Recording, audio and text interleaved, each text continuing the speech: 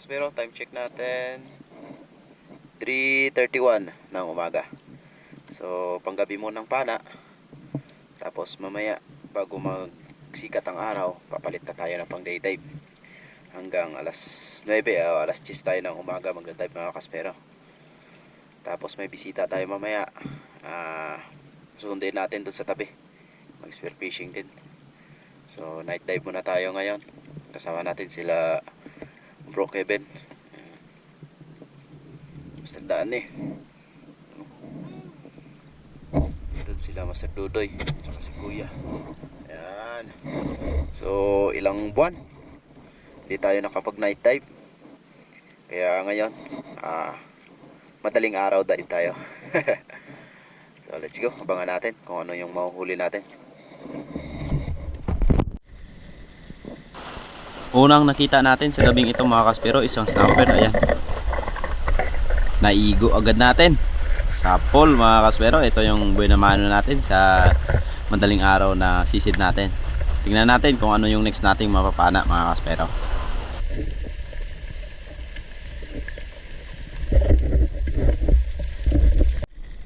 Malayo pa lang nakita ko na may kumintab sa unahan at isa pala itong bayang o batfish. Kaya ito yung nangyari. Yun, hindi pa tinamaan. Buti no tinusok natin, natamaan pero nakawala pa rin, sayang. Malaki na sana ito. Iyan o, nung sakto naman pagliko tsaka ko kinalabit yung trigger, hindi man na tinamaan. Pero nung tinusok natin, tinamaan, kaso lang nakawala din. Pero sige lang, bawi tayo sa next season natin.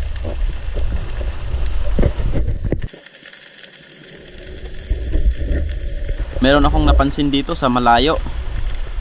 Nung inilawan ko, isa pala itong kanuping o katambak na tawagin sa amin dito. At eto na yung pangalawang isda natin, kasi yung pangalawang batfish hindi natin nakuha. Pero goods na rin. Ang ganda ng isda na ito mga kaspero. At eto naman, pagkailaw ko sa unahan, may nakita ako dito na medyo malaki na rin mga kaspero. At ayun, magtatago pa sana pero nakita pa rin natin. Kaya ayun, sapul na naman, baliagos mga kaspero. Uri din ito ng mga snapper. At ang ganda ng pagkatira natin. At eto yung nagpakita ulit, isang tirok tawagin dito sa amin, o juvenile barracuda. And good size na rin yan. Makapana ka ng 2 piraso, 1 kilo na rin. Ayan, ang ganda ng pagkatama na spine shot natin. At next season natin, meron na namang nagpakita na mas malaki. Isang aratan o oriental sweet lips mga kaspero. Ayan o. Malakas kasi yung agos dito sa pinag night dive natin. At medyo may kalaliman itong sinisid natin ngayong gabi mga kaspero. At eto yung nangyari, tinamaan na spine shot natin. Kaya goods na. Meron na tayong nahuling malaki at special na isda. Masarap itong isigang. At eto next sisid natin, may nagpakita na naman na isang malaking kanuping. Ayun, sapol.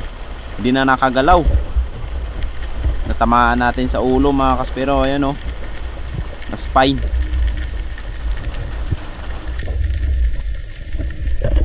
Angat natin mga kaspero. Ayan o, aratan, sweet lips, tsaka mga snapper. Ayan o, Master Dani, biyangon o rabbit fish. Samaran. Dami doon. Balik tayo sa taas. Let's go. Okay. Pagbalik sa taas, ito yung nagpakita. 2 unicorn fish magkasunod mga kaspero. Gusto ko sanang i-double, kaso lang sobrang lakas ng agos at sobrang lalim na nito mga kaspero. Umabot na ito ng 23 meters night dive. Kaya kagandahan talaga pag malalim yung sinisisid natin sa gabi, mag breakaway sit up na tayo.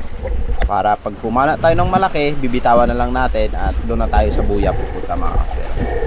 Malaki na itong unicorn fish mga kaspero. Umabot ito ng 2.5 kilos.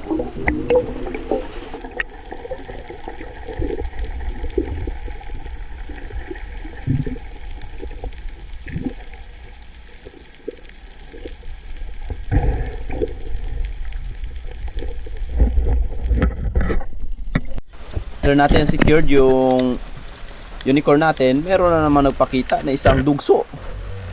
Ayun, tatakbo pa sana. Kaso lang, mas nauna yung shaft natin. Kaya tinamaan siya mga kaspero. Ayun, sa pool.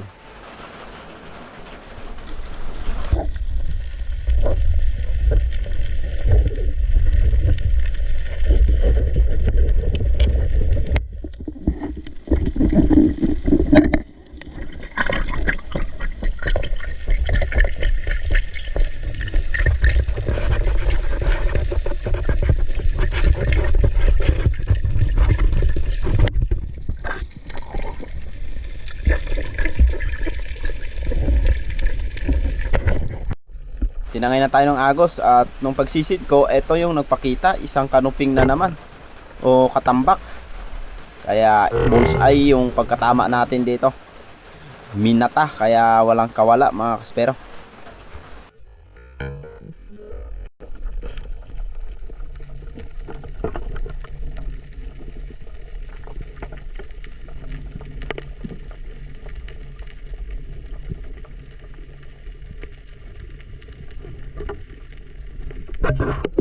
At nagulat ako sa nakasalubong ko.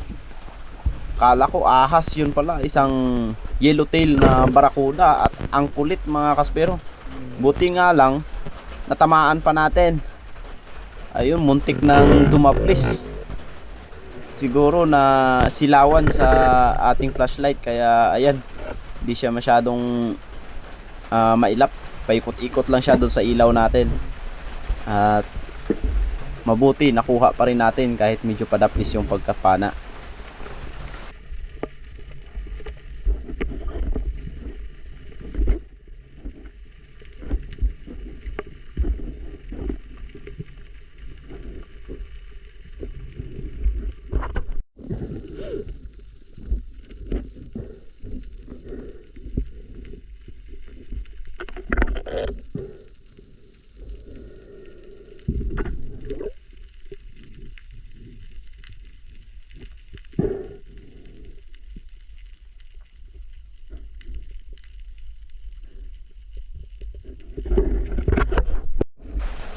At pagkasisid ko ulit, meron akong nakitang dalawang danggit o bulawis.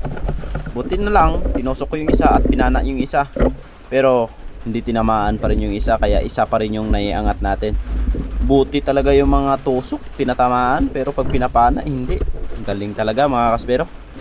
Kaya ito, sana tamaan na natin itong malaking samaran. Ayan, tinatangay siya ng agos at tinatangay rin tayo. Kaya eto, patalikod shot sa pool. Ayun, sa pool, tagos sa may mata mga kaspero. Kaya hindi na nakalaban ito sa maral.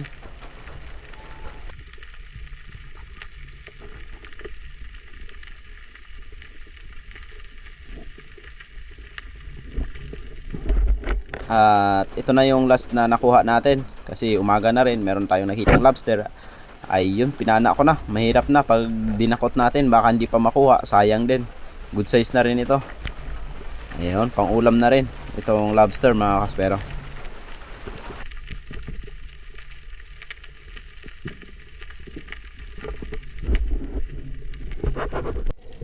At ito nga yung bisita natin.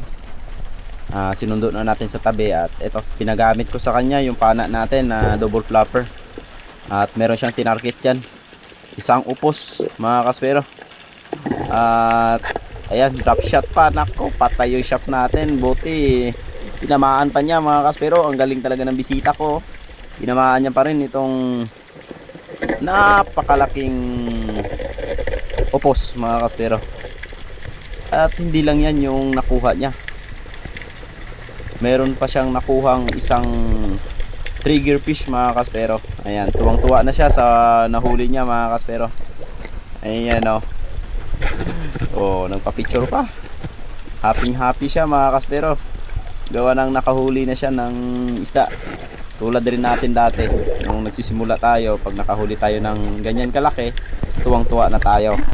At ito yung next na napana niya, isang trigger fish na napakalaki ulit mga kaspero. Kaya Okay lang yan. Pero kawawa i-chef natin dyan ha.